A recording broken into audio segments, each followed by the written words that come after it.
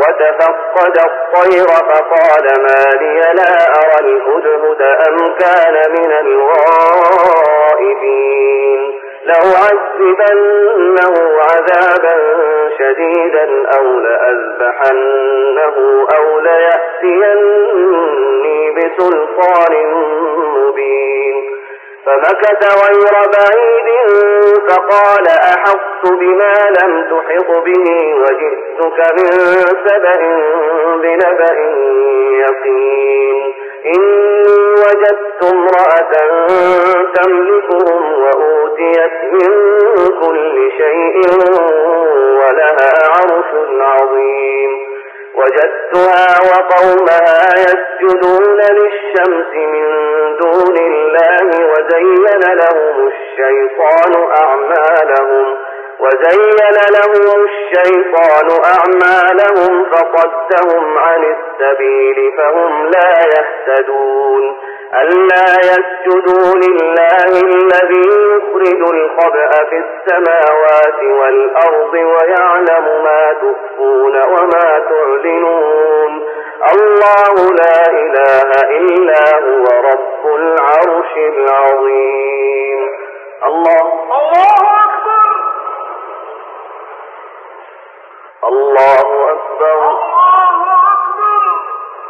قال سننظر أصدقت أم كنت من الكاذبين اذهب بكتابي هذا فألقه إليهم ثم تول عنهم فانظر ماذا يرجعون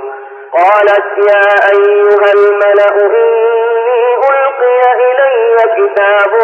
كريم إنه من سليمان وإنه بسم الله الرحمن الرحيم ألا تعلوا علي وأتوني مسلمين قالت يا أيها الملأ أفتوني في أمري ما كنت قاطعة أمرا حتى تشهدون قالوا نحن أولو قوة وأولو بأس شديد والأمر إليك فانظري ماذا تأمرين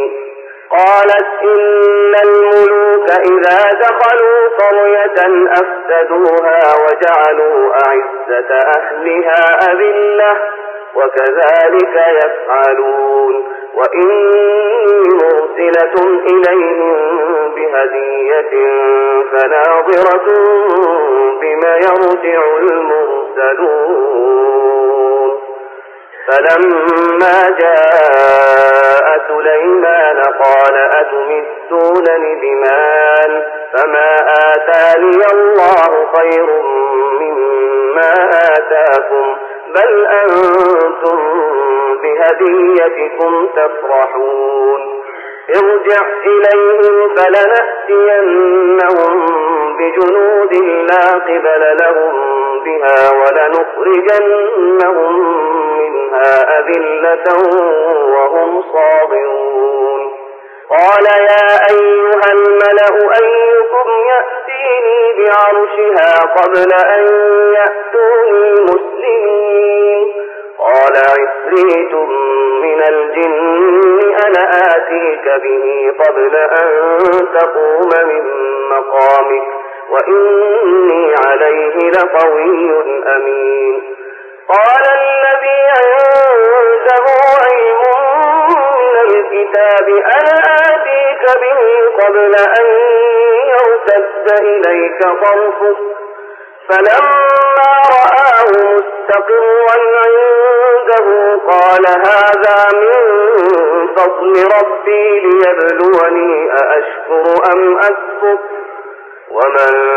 شكر فإنما يشكر لنفسه ومن كفر فإن ربي غني كريم قال نسكروا لها عرشها ننظر أتهتدي أم تكون من الذين لا يهتدون فلما جاءت قيل أهكذا عرشك قالت كأنه هو وأوتينا العلم من قبلها وكنا مسلمين وصدها ما كانت تعبد من دون الله إنها كانت من قوم كافرين قيل لها ادخل الصرح فلما رأته حسبته لجة وكشفت عن ساقيها قال إنه صرح ممرد من قوارير قالت رب إني ظلمت نفسي وأسلمت مع سليمان لله رب العالمين.